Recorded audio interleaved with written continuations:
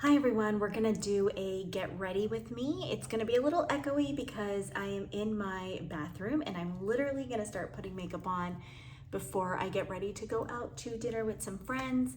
And one of the topics that I saw a vlogger that I regularly watch, Cat L, do a topic of traveling with luxe stuff. And so I wanted to address that today and also talk a little bit about what products I use. And traveling with luxury is something that I do often because my husband and I, we travel a lot.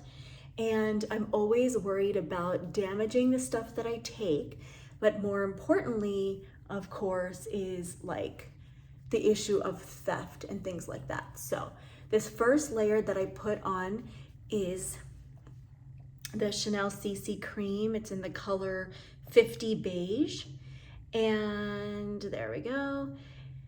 I love this stuff. It's very layerable. I like to use it as a base, and then I kind of add more in the areas that I like to have a little bit more coverage. But you know, we live in a relatively warm climate, so I actually don't use a lot of layers. Underneath this, which I did not show because I've already been kind of ready and running around my life, I did not show that I use the Super Goop primer underneath, and I have a ton of other skincare. I'm gonna have to do that in another video. I think this video will have to be primarily makeup related. And I just realized that I already packed my concealer that I love, which is the Hourglass Concealer, and I bought a new one because I like to have one for travel bag, one for home, because it's just too much work to keep, you know, packing your stuff. And so I keep one for home. This is in the color Dune, which I think blends the best. But if you think that my coloring needs to be adjusted, or if the things that I'm using is like not the right color for me, let me know. I'm open to it because I feel like I've tried a lot of things, but it never feels like totally right, the color. I usually put a little bit here because I have some darkness here. Of course, under eye, I put some, and you'll see how I try my best to hide the circles, but also not make it look shadowy, because the hoods of my eyes do tend to create like a shadow under my eye as well, no matter how hydrated I am, which right now I am not all that hydrated, just because I have a little blemish here. I have some dark spots here, which I cover, and then my like sort of freckly stuff. And then I'll just blend that with some more of the CC cream. Now, these products are not necessarily totally clean, as in vegan or, you know, sustainability wise, packaging wise. I know Chanel is working on that, but they just haven't quite hit the mark where they're getting like really good ratings on some of the apps and websites that rate some of these things. And so I don't know how I feel about that, but I just have found these products to really work for me, and I'm really happy with them. And so I don't really want to shift, and it has not reacted on my skin at all. So I feel pretty confident in using it for myself. Now, I don't know about long-term effects, right? Like that's what they say about these products, is that the long-term effects are where it's potentially harmful to our skin. Now, a lot of people use a loose powder after they're like layering, but what I like to do is put a little bit of loose powder now under my eyes, and then go back in at the end and add a little bit more coverage. Like, for example, some people put their eye makeup on even like way before, and I've started kind of doing a mix of that. Wow, I just am like realizing how when you're like right into the camera, it is so so intense. Like you just see more of the flaws, and the lighting is so harsh on you and stuff. This is the first time I'm doing it, so cut me some slack. This was the I should probably talk about this. This was the Hourglass primer, which I totally forgot to use, but I'm gonna just put it on top of my layers. Now all the skincare people are going to be like, what is she doing? She's got it all wrong. Hourglass base eye primer. It's called the Veil. I think it's really awesome. I'll let it kind of like dry a little bit while I work on something else like my brows. Now you're gonna laugh because I don't do much. I have the Benefit one, which I really, really like, but this is the one just from the European Wax Center, Browfection it's called. It's in the dark mocha ebony. This is what I do when I've already packed my pencil, which is what I like to typically travel with. And I just use this small brush that is from like a travel pack from Sephora and dust both colors and then line the top really loosely as I fill it in, and then do the same thing for the center. I'm not an expert at this stuff, but I think it does enough of a trick for me. I'm relatively happy with the shape. I think I probably fill them in too much, but I've gotten used to that now, and I don't want to do more or do less. Now my brows are cousins, not sisters, not twins. Like they always, one looks always a little bit bigger or thicker, but I'm relatively happy with this. And then what I do is I just take the comb and kind of give it a little bit more of like a natural hair look by combing it out. So yeah. This one is always a little bit thicker. You know, they just grow different. So it is what it is. I'm also already packed my, I already packed my eye. I don't have very good brushes for my eye makeup. And so I'll show you the one that I kind of use as like a universal thing. And then I shove it in my bag, but it's basically the other brush. And right now I'm using this Glamazon one from Tarte, and it's like this palette. And I think the palette itself is called Glamazon or Amazonian clay. Yeah, so I'll use this one as my base, and just honestly, I don't do much, right? So I just kind of like layer this one as like kind of an all over.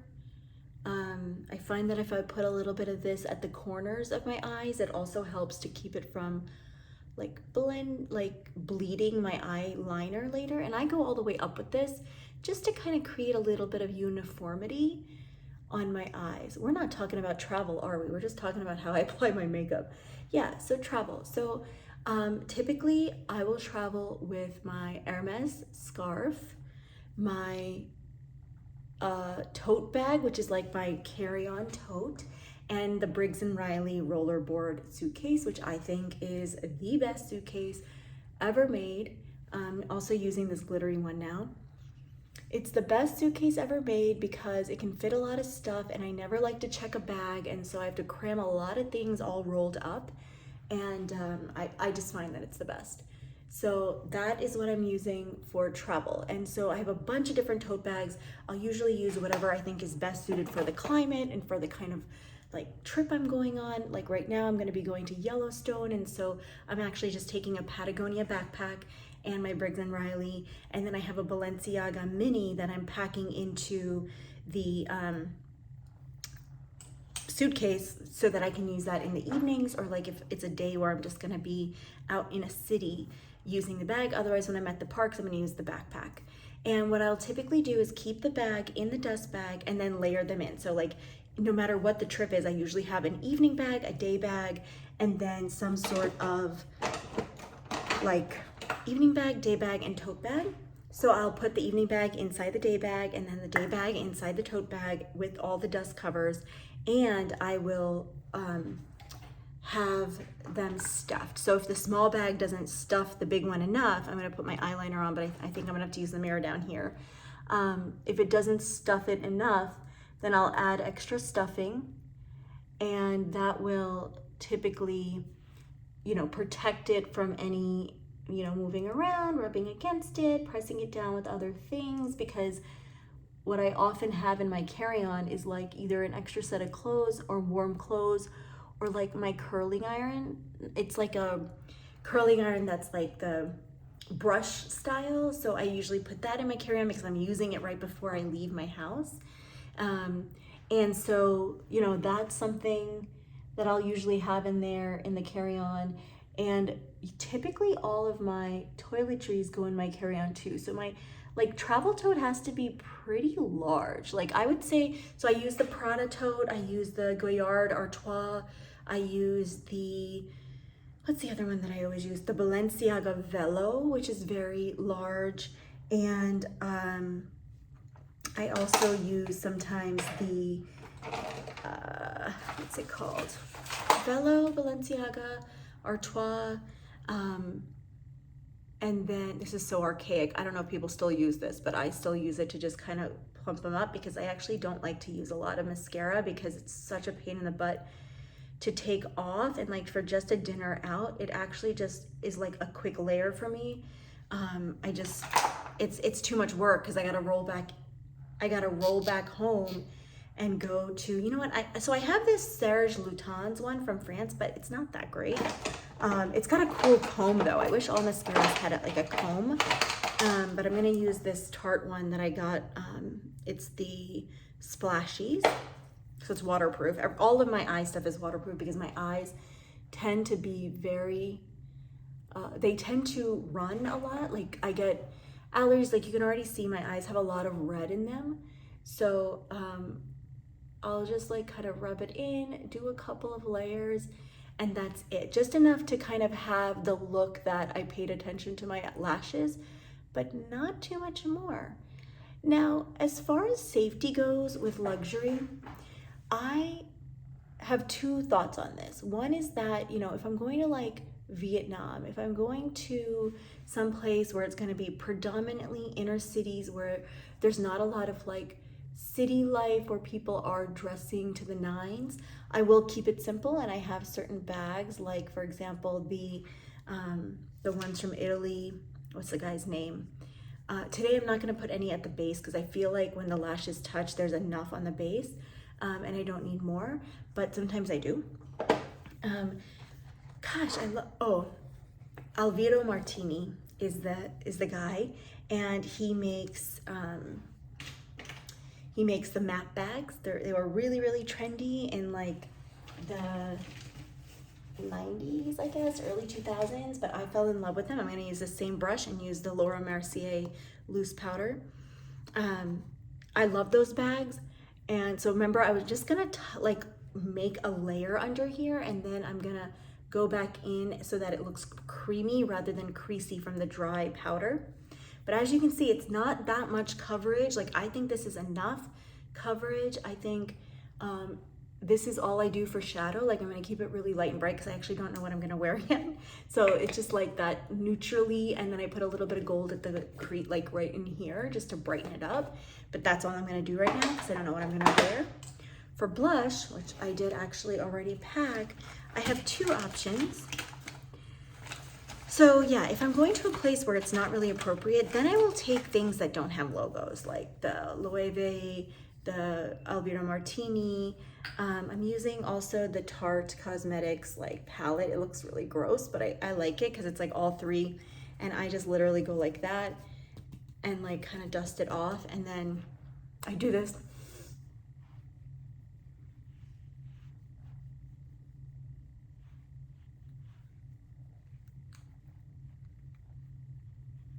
I use these retractable brushes the most because I travel, and it's kind of like just the easiest. This is like a medium-sized brush. I kind of use it for a lot of things. And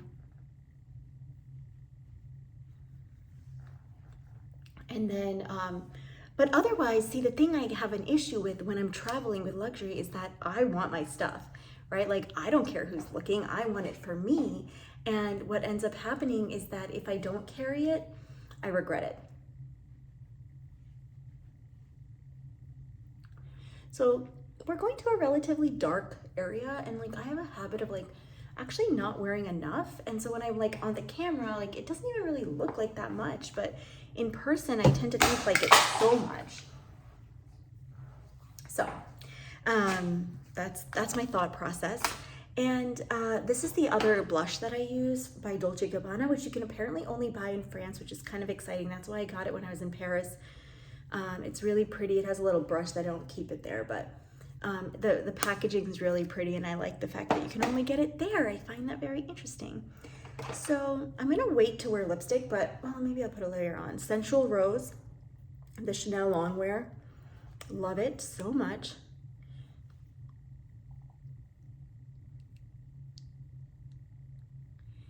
It will like lock in hardcore. So you gotta like kind of have the precision of it.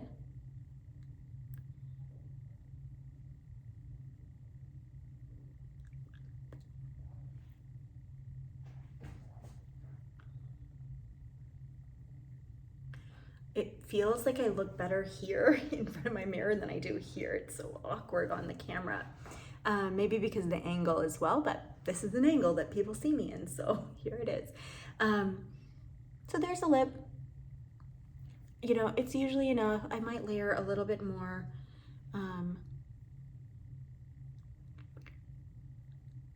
The reason I was hesitant is because sometimes I want to like rinse with Listerine before I go out, and then I get Listerine all over the little, I mean, I get lipstick all over the cup, but whatever, it's fine.